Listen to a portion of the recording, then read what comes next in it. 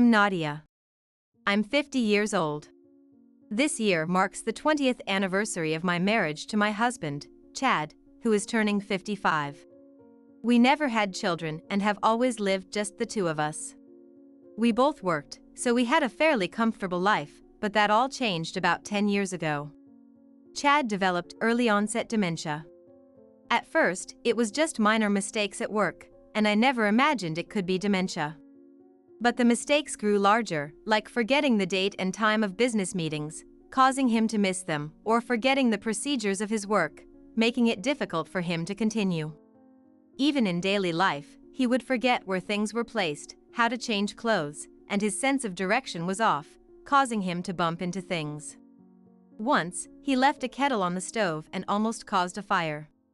Then we consulted with my sister Cassie, who runs a care facility, and on her advice, went for a medical examination at a hospital she recommended. That's when he received the diagnosis of early-onset dementia. Chad had to retire from his job, and now we have a helper from Cassie's facility come over every other day to assist with his care at home. Now, I'm the main breadwinner, working hard every day. How is Chad doing, big sis? On the days our regular helper, Molly, comes, Cassie often stops by too. Cassie, you came? Yeah. I'm just worried about your husband, you know.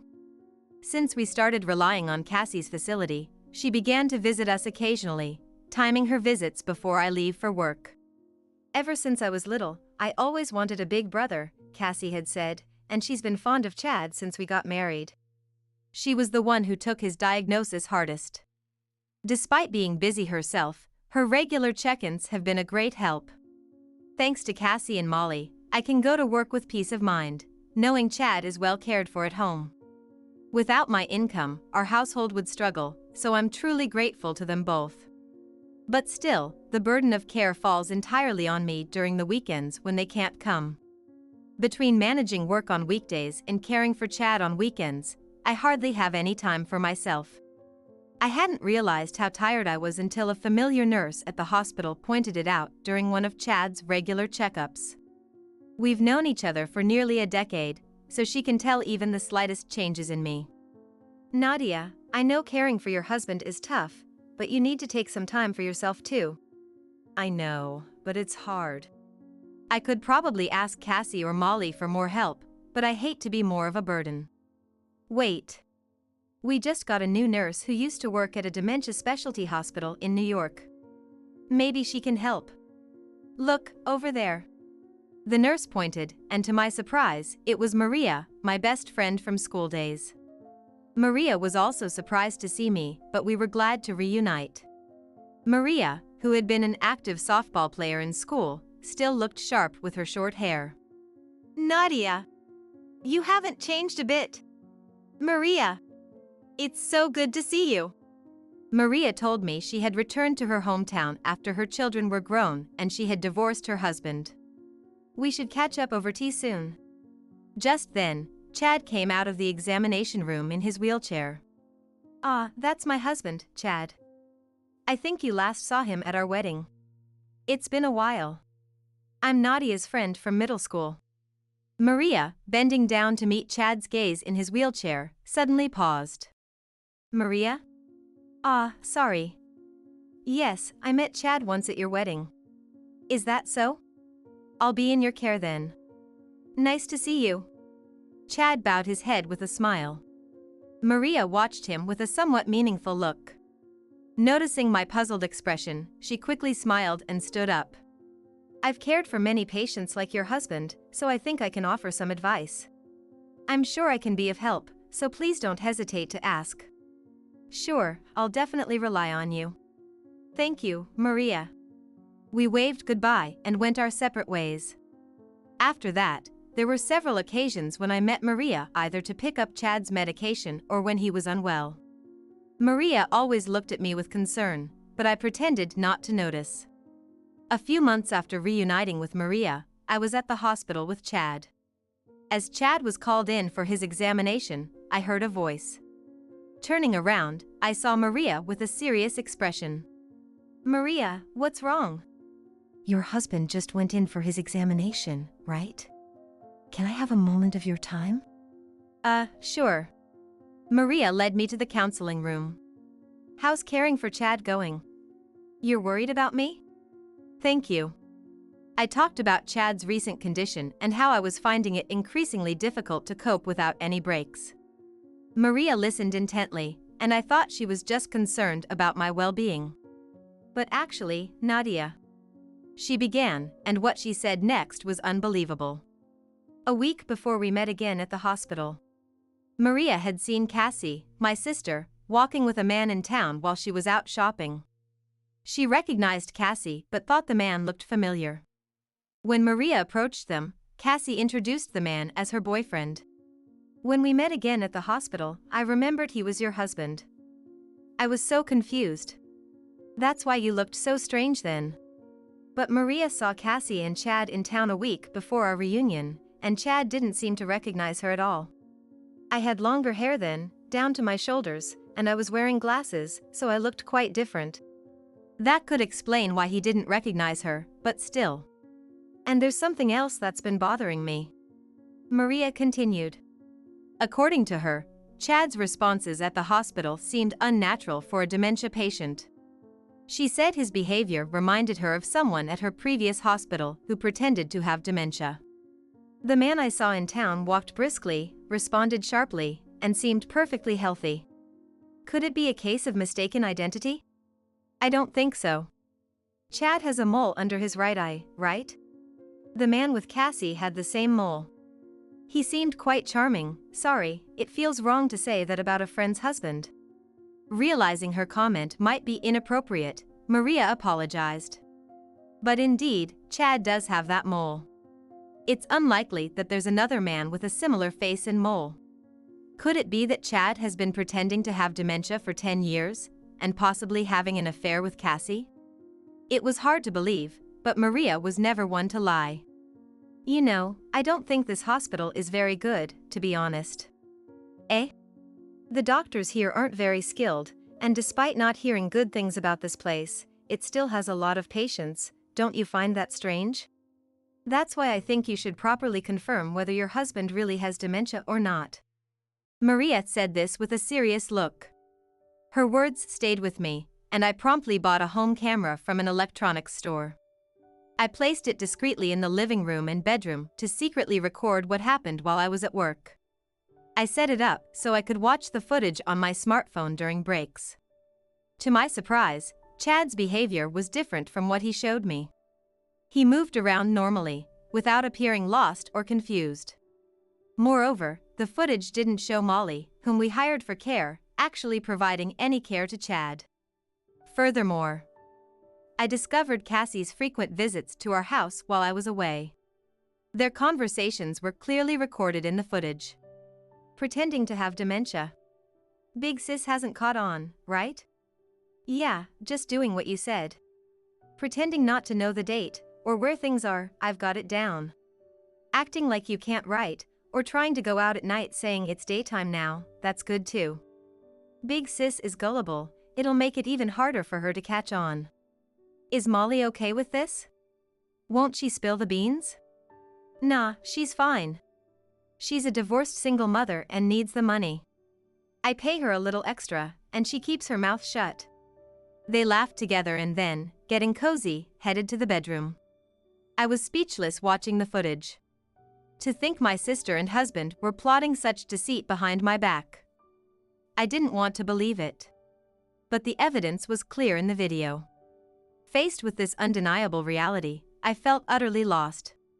After a few days, I decided to meet Molly, the caregiver, and hear her side. She was available the following Saturday, so I visited her apartment and showed her the footage.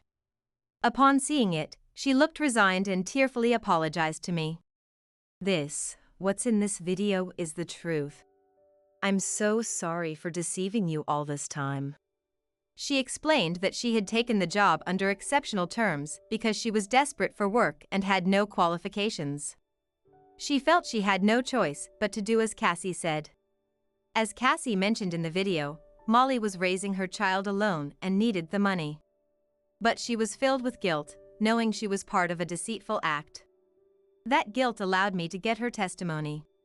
She also entrusted me with receipts, copies of work reports, and her diary from that time. I shouldn't have done what I did, even if I needed the money. I'm truly, truly sorry. She kept apologizing, head bowed.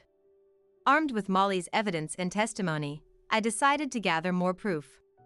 After speaking to various people and consulting a lawyer, I decided to catch Chad and Cassie in the act. On a weekday, I pretended to go to work as usual, then waited near my house. When Cassie arrived and the time seemed right, I stormed into the house and caught them in the act. "I know everything," I said coldly. "Chad, I heard you messed up big time at work. Got sidelined, and you were fed up with your job, right?" This was what one of his colleagues had told me. Chad had apparently been saying to his colleagues, "There's no future for me in this company anymore. Since my wife is earning well, I might as well quit my job and just laze around, living a life of leisure." Chad, looking panicked, started confessing. "It wasn't my idea, it was Cassie's. She said to pretend to have dementia, so you'd support me. We could meet as much as we wanted while you were at work. It was all Cassie's plan. Even Molly was hired by Cassie to create an alibi." Chad's words were as if he had no fault, and it was all Cassie's doing, which sent her into a hysterical rage. "What? You were eager to go along with the plan. Now you're trying to escape responsibility? Coward. Shut up. You were the one who kept coming on to me. I just did what you told me to." The two, naked, were yelling at each other, and I felt my heart grow colder. I couldn't stand their presence any longer. "Enough. Both of you, get out." I threw them out of the living room window, along with their clothes and Cassie's bag scattered on the floor, and closed the window. Afterwards, the two of them were banging on the window glass, yelling, "Open up, please. Listen to me," and things like that. But I closed the curtains and completely ignored them. When they didn't stop knocking on the window, I sent them a text saying, "Quiet down. If you don't want to be reported, scram." That shut them up quickly. In the days that followed, they kept coming to my house and sending messages. Annoyed, I put my house up for sale and moved to a weekly rental apartment. Actually, when Chad was diagnosed with dementia, I had changed the ownership of our jointly owned house to my name. Chad, now retired, couldn't pay the mortgage, and I thought giving decision-making power to someone with dementia could be troublesome if something unexpected happened, so I preemptively made the change. The house sold for more than I expected. I combined the proceeds with savings I had secretly amassed and bought a condo. I hadn't anticipated a situation like this, but good job to me back then. I divorced Chad. And as a bonus, I demanded a hefty sum in alimony from both Chad and Cassie. It didn't matter whether Chad had the ability to pay. This was my way of saying, "You both did this to me. I'll never forgive or forget." What I learned later through various people was that after our divorce, Chad remarried Cassie and lived in her house. But apparently, things weren't going well. I imagine that their affair, fueled by the thrill of betrayal, lost its charm once they married. Married life is not like being lovers. Living together, they must have seen aspects of each other they needed to accept, acknowledge, or sometimes ignore. But for those two, who probably married in the afterglow of their affair, it must be difficult. Even if they considered separating, they had no parents left and the house Chad and I shared was long sold. Chad had nowhere to return to. With no other family to rely on and no escape, they had to make do together. Frankly, I couldn't care less. Or rather, serves them right. Also, due to Molly's expose, Cassie's facility lost its accreditation and closed. It hadn't made enough profit to repay the bank loan she took out to start it. So, Cassie was saddled with my alimony and a considerable debt. A fitting recompense for a sister who stole her sister's husband. That quack doctor's clinic, where he issued fake diagnoses, also went under after the staff, except for Maria, quit, and the clinic couldn't manage. It turned out he was issuing fake diagnoses like Chad's in exchange for patient referrals from shady sources. After the truth came out, I realized what a terrible doctor he was, but I also had to admit my fault for blindly believing my sister and that doctor. Maria said I was too naive and trusting. I don't like to be suspicious of people, but I need to be more critical and think for myself. Maria got a job at a large hospital in the neighboring town. Her experience in New York was highly valued, and she's now working happily and trusted by her colleagues. And Molly, through Maria's referral, started working in the hospital cafeteria. Wow, so cute! Maria beamed at the puppy playing with a ball in front of her. I had brought this miniature dachshund boy home about a month ago. He has been a healing presence for me, returning from work tired and stressed. Since I brought him home, Maria has been visiting my condo more frequently. She says it's because this little one is so cute that I just has to come see him, but the truth is, she's coming because she's worried about me. I may have lost my husband, but now I'm spending enjoyable times with my best friend. I find myself thinking that a life of enjoying singlehood among women might not be so bad after all.